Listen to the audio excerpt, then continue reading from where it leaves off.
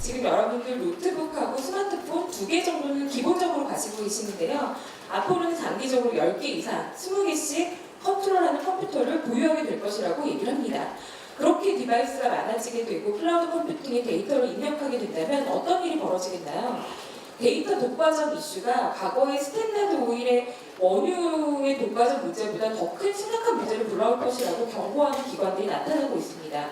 바로 구글과 아마존 같은 기업들이 인간에 대해서 모두 이해할 만큼 모든 데이터를 독과점적으로 가져가고 있다는 거죠. 이 대세는 지금 당장 거스를 수 없는 흐름이라고 보고 워낙에 강력한 기업들이 자본을 가지고 계속해서 시장을 확대해 가고 있기 때문에 당장 이 흐름이 바뀔 거라고 전망하지 않습니다. 장기적으로는 블록체인에 기반한 그리고 지금 현재 클라우드 컴퓨팅과 복합적으로 작용하는 데이터를 컨트롤할 수 있는 인프라가 필요하다라고 대부분 전망을 하고 있고요. 전망 시점에 대해서 좀 차이가 있지만 2025년 정도에는 충분히 블록체인이 중요한 인프라 기술이 될 거라고 전망을 하고 있습니다. 시작은 이렇게 다마고치 같은 걸로 했는데요. 이 고양이 캐릭터 하나하나는 넘버링이 되어 있는 각각의 토큰입니다. 노란 고양이랑 파란 고양이는 다른 고양이죠. 이게 뭘 의미하느냐? 디지털 장부상에서 소유권을 주장할 때 우리가 주식이나 채권이나 화폐 같은 경우는 단위만 중요한 반면에 부동산 같은 경우는 1호와 2호의 가격이 다릅니다. 이런 것들을 디지털화했을 때 장부상의 거래를 이 고양이 거래하는 방식으로 하게 된다면 중개기관이 불필요해지고 게다가 투명한 거래가 당연히 가능한 가운데 또한 수수료도 현저하게 줄일 수 있고요. 초당 15번 거래하는 이 정도의 거래로도 대한민국에서 일어나는 부동산 거래를 충분히 가능하게 할 수 있습니다.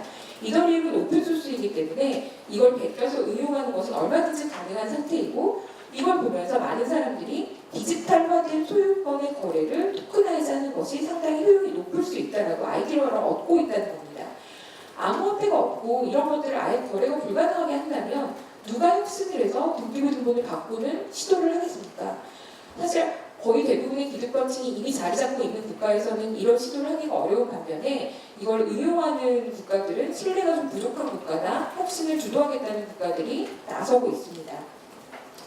에너지의 P2P 거래도 에너지 시장 자체가 원래 이제 분산화된 분산 전력에 대해서 스터디가 많이 되어 있는 시장이다 보니까 많이 논의를 하고 있는 중인데요. 앞에 보여드린 크립토키티는 우스워 보이는데 에너지 거래는 괜찮은 것 같다라는 분들이 많으세요.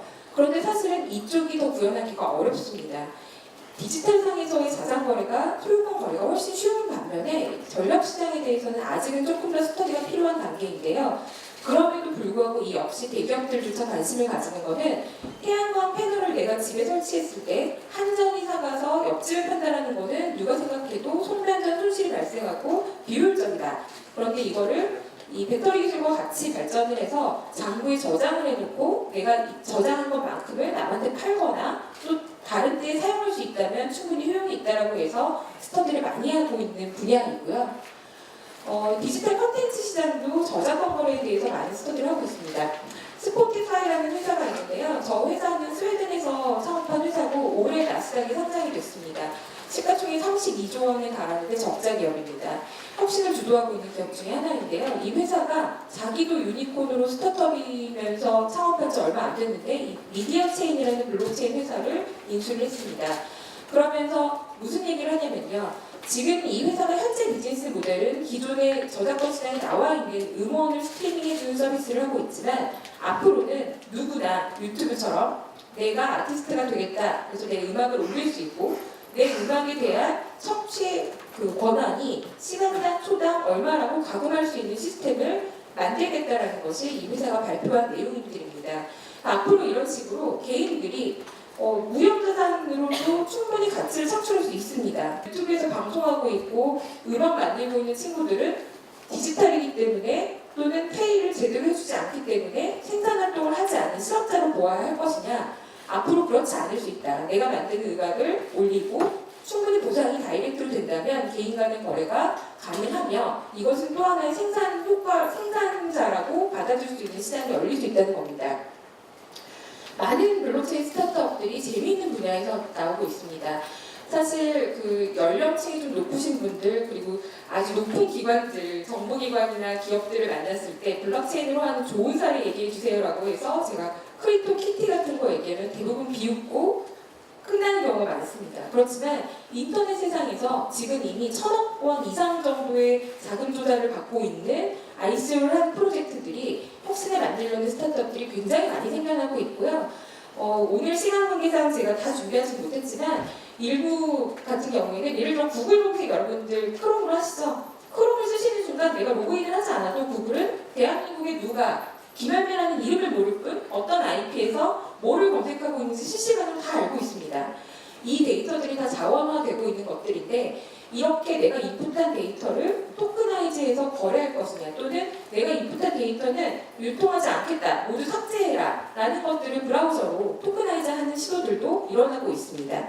그래서 저는 인터넷 세상에서의 혁신이 선진국에서는 좀 더 빠르게 일어날 수 있다고 보고 있고요. 블록체인으로 혁신을 이루는 거 대표적인 산업, 큰 산업을 얘기해봐. 이런 크립토키티나 게임 같은 거 말고 인터넷 말고 실물에서 움직이는 게 뭐가 없어? 라고 하면 대표적으로 거론되는 게 바로 물류와 금융거래입니다. 물류 같은 경우는 성공한 스타트업이 하나 나왔는데요. 다이아몬드로 거래하고 있는 가운데 보시는 에버레저 같은 경우에 다이아몬드의 특성이 소비자가 원산지가 어디였고 누가 세공해서 나한테까지 왔는지가 굉장히 중요한 품목이고요. 거래 기록을 추적하는 것도 언제 당시에 이게 얼마에 팔렸던 건지가 중요한 상품입니다. 그렇기 때문에 다이아몬드 산업에서는 블록체인을 통해서 투명한 거래 그리고 감정서를 종이를 들고 다니는 게 아니라 블록체인에 어떤 값을 입력해서 진짜인지 변조를 확인해 볼 수 있는 기술이 점점 발전을 하고 있는 거고요. 물론 이 산업이 가능한 것은 다이아몬드를 진위를 감정할 수 있는 기술이 같이 발전하고 있기 때문에 사람이 검증하는 게 아니라 기술로도 이게 진짜인지 아닌지를 감정할 수 있기 때문에 가능한 기술입니다. 복합적으로 발전을 하고 있는 거죠. 대기업들이 그냥 자기가 투자해서 프라이빗으로 발전하게 하지 왜 자꾸 ICO를 하는 거예요? 이런 것들을 ICO를 하지 못하게 한다면 아이디어가 나오기가 상당히 어렵고요. 시도를 해보는 것 자체가 상당히 어렵습니다. 대기업들이 어떤 난항을 겪고 있냐면 다이아몬드가 가능하다면 우리도 하자라는 게 바로 이 광물 기업인 BHP 빌링턴입니다. 세계에서 상당히 큰 광물 기업이죠. 이 기업도 그럼 우리도 철광석이나 구리를 유통하는 서플라이 체인에서 같은 방식을 해보자라고 도입을 합니다. 어떤 결과가 나올까요? 장기적으로는 효용이 있을 수 있다고 하더라도 분명히 돈에 대한 청산 결제는 당연히 기존의 금융기관을 써야 하고 그리고 이 안에 서플라이 체인에 들어와 있는 기존의 협력 업체들은 애초부터 관리가 잘 되고 있는 업체들이기 때문에 블록체인을 쓰지 않아도 효용을 충분히 높일 수 있는 상태입니다. 개발 열심히 하다가 여기 헤드가 퇴사하면서 이더리움 개발회사로 가서 굉장히 유명한 기업이 됐고요. 가장 큰 컨소시엄은 세계적으로 가장 큰 컨소시엄은 스위프트, 송금망을 대체하겠다는 이 금융 컨소시엄입니다. RC 컨소시엄에 지금 250개 은행이 참여했다고 하죠. 여기 계신 분들만 오늘 한마디씩 다 하셔도 오늘 집에 못 가실 수 있습니다. 250개 은행이 각자 다른 시스템을 쓰면서 서로 다른 이해관계를 가지고 있기 때문에 금융을 대체한다면 소비자 효용이 높아지는 것은 분명히 가능하나 이런 것들이 구현되는 것은 오히려 굉장히 시간이 많이 걸릴 수 있다는 겁니다. 제가 이 가치를 폄하하거나 안 된다라고 보는 것은 아닙니다. 이렇게 기존의 전통 강자들이 무조건 우리가 해야 돼. 우리는 돈이 있으니까 ICO가 필요 없어. 라고 주장해서 블록체인을 개발한다면 오히려 이해관계와 갈등 때문에 혁신이 더뎌질 수 있다라고 말씀을 드리는 거고요. 좋은 데에 쓰려는 블록체인은 퍼블릭 블록체인을 쓰려는 시도를 합니다. 왜냐? 지금 보시는 유엔의 대표적인 세계 식량기구가 이더리움을 통해서 원조 프로젝트를 진행을 한 건데요. 만약에 세계 식량기구가 프라이빗 블록체인을 만들어서 원조를 확인하게 해주겠다라고 하면 소비자 입장에서는 아니 나는 너를 못 믿어서 여기다가 기부를 못한다는데 왜 당신들의 시스템을 쓰느냐라는 똑같은 질책을 받게 될 것입니다. 그러나 퍼블릭 블록체인을 쓰게 되면 이 유엔에서 임의로 조작가능한 장르가 아니기 때문에 분명히 추적 가능하다라고 보고 있는 거고요. 이런 시도들은 앞으로도 계속 연구가 될 거라고 보여집니다. 조금 빨리 네, 시간이 이제 많이 가서 줄일 텐데요. 네, 이미 인터넷 세상에서는 국경 없는 거래가 나타날 것이라고 99년부터 예상을 했던 학자들이 많이 있었고 지금 그것이 일어나고 있다고 봅니다.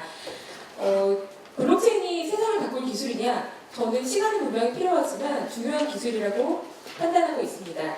그리고 선진국일수록 기존의 시스템이 잘 되어 있기 때문에 1대1로 바꾼다는 것은 기술적으로나 기능적으로나 불필요한 경우가 더 많을 수 있습니다.